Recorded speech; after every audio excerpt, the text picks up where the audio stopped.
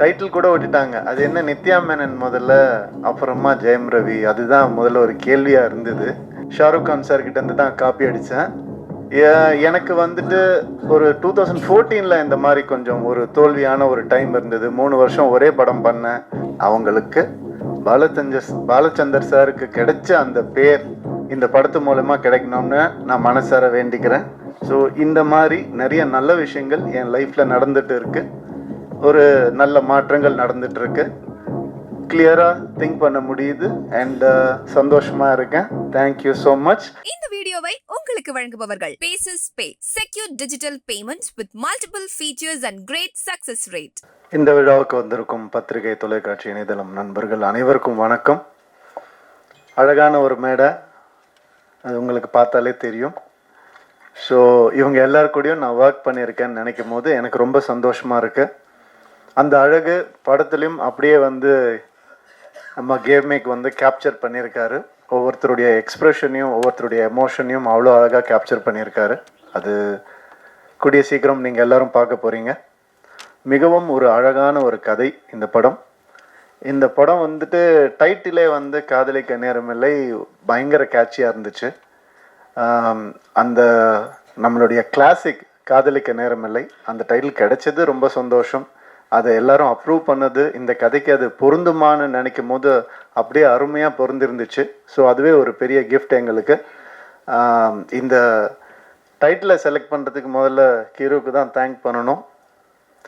And title கூட விட்டுட்டாங்க. அது என்ன நித்யா மேனன் முதல்ல, அப்புறமா ஜெயம் ரவி. அதுதான் முதல்ல ஒரு கேள்வியாக இருந்தது.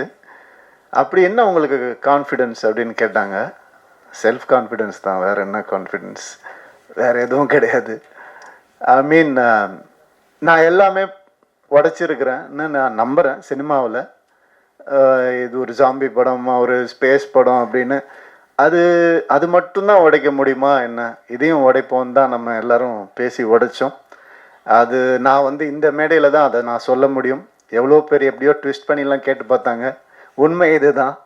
அண்ட் இந்த ஒரு விஷயம் மாறி இருக்கு அப்படின்னு நினைக்கும் போது எனக்கு பர்சனலாக ஆஸ் அ ஹியூமனாக, ஆக்டர்லாம் விட்டுருங்க, ஆஸ் அ ஹியூமனாக எனக்கு ரொம்ப சந்தோஷமாக இருக்குது. இது வந்து நான் ஷாருக் கான் சார் கிட்டேருந்து தான் காப்பி அடித்தேன்.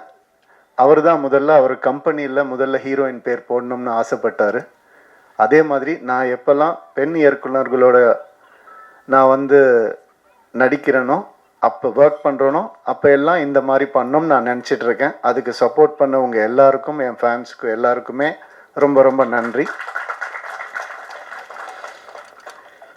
உண்மை என்னென்னா, இது ஒரு மாயையை பெண் ஆணுன்னு நம்ம க்ரியேட் பண்ணி வச்சுருக்கோம். பெண் இல்லாமல் ஆணுக்கு அர்த்தம் இல்லை, ஆண் இல்லாமல் பெண்ணுக்கும் அர்த்தம் இல்லை. இதுதான் உண்மை. இதே மாதிரி தான் எல்லாமே, பிளாக் ஒயிட் எது எடுத்துக்கிட்டாலும் அந்த ஆப்போசிட் மீனிங் இருந்தால் மட்டும்தான் அது மீனிங்காகவே ஃபார்ம் ஆகும். ஸோ அந்த ஒரு வகையில் வந்துட்டு ரொம்ப நல்ல விஷயம் நடந்திருக்குன்னு நான் நினைக்கிறேன். அண்ட் எனக்கு இப்போது நான் எல்லார பற்றியும் பேசியிருக்கேன், நிறைய பேசியிருக்கேன். என்னை பற்றி கொஞ்சம் பேசலான்னு இன்றைக்கி ஒரு முடிவுக்கு வந்துருக்கிறேன்.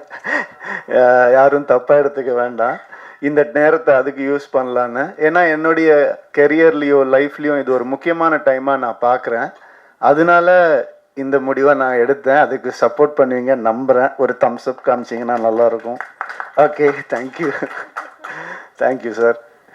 இந்த நிறைய அவங்க நம்ம உங்கள் பேர் தெரியல எனக்கு, சாரி. சப்னா சொன்ன மாதிரி வந்துட்டு வெற்றி வந்தாலும் தோல்வி வந்தாலும் ஒரே மாதிரி இருக்கேன் அப்படிங்கிறதுக்கு என்ன காரணம்னா, இப்போ நான் சொன்ன ஆண் பெண் தான். வெற்றி இல்லாமல் தோல்வியும் இல்லை, தோல்வி இல்லாமல் வெற்றியும் இல்லை. எனக்கு வந்துட்டு ஒரு 2014 இந்த மாதிரி கொஞ்சம் ஒரு தோல்வியான ஒரு டைம் இருந்தது. 3 வருஷம் ஒரே படம் பண்ணேன். அதுக்கப்புறம் என்னால் ஒரு இன்டர்வியூ கூட கொடுக்க முடியல. ஏன்னா ஒரு லுக் இருந்தது, அந்த ஒரு மாயையில் என்னை அப்படியே வச்சுருந்தாங்க.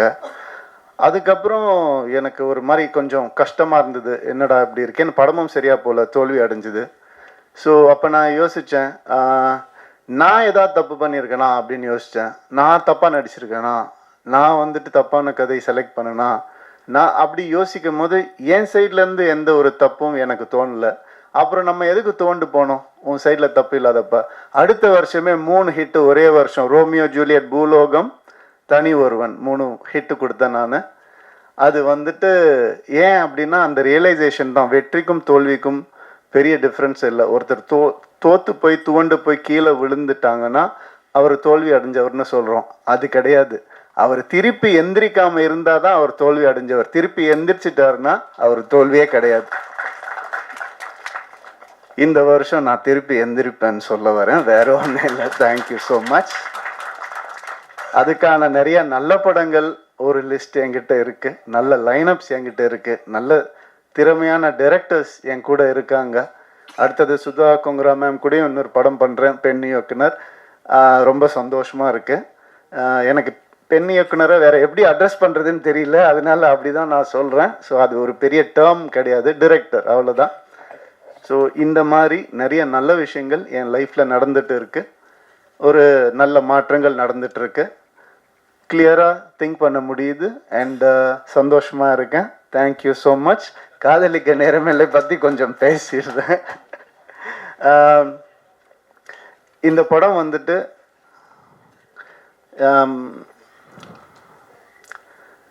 பாலச்சந்தர் சார் எப்படி அவருடைய ஈரால நிறைய விஷயங்களை உடைச்சு புதுசாக எந்த நெருடலும் இல்லாமல் காமிச்சாரோ அந்த மாதிரி கிரு வந்துட்டு இந்த படத்தை ஆஸ் அ ஃபீமேலாக அவங்க பண்ணியிருக்காங்க.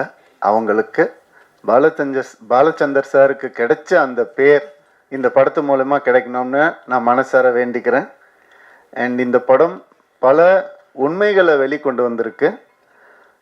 உண்மைகள்லாம் ஒளிச்சு வச்ச உண்மைகள் கூட கிடையாது, நம்ம ஏற்றுக்க முடியாத உண்மைகளை வந்துட்டு வெளிக்கொண்டு வந்திருக்கு. அண்ட் இந்த படம் இந்த ஜென்ஸி அப்படிலாம் நம்ம சொல்கிறோம் இல்லையா, அது வேறு வழி இல்லை சார், நம்ம மாறி தான் ஆகணும். நீங்கள் வந்து பேப்பரும் பேனாவும் சில வருஷம் முன்னாடி பிடிச்சிட்டு உட்காந்துருந்தீங்க, இப்போ கேமராவை கையில் பிடிச்சிட்டு உட்காந்துருக்கிறீங்க. அந்த மாதிரி இந்த படம் சில மாற்றங்களை கொண்டு வரும். அது ரொம்ப நவீனமாக இருக்கும், ரொம்ப மாடர்னாக கண்டிப்பாக இருக்கும்.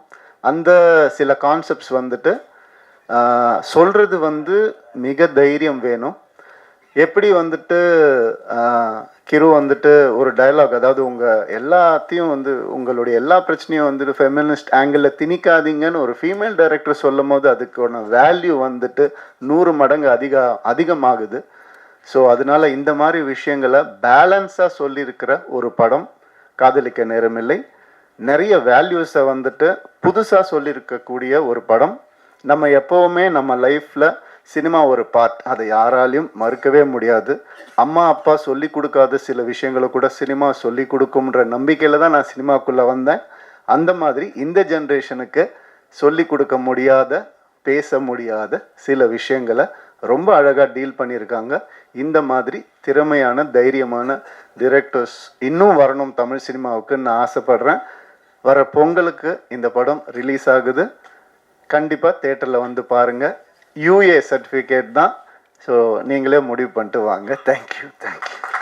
இந்த வீடியோ உங்களுக்கு பிடிச்சிருந்தா லைக் பண்ணுங்க, ஷேர் பண்ணுங்க, கமெண்ட் பண்ணுங்க. மறக்காம OH சினிமா சேனலுக்கு சப்ஸ்கிரைப் பண்ணுங்க.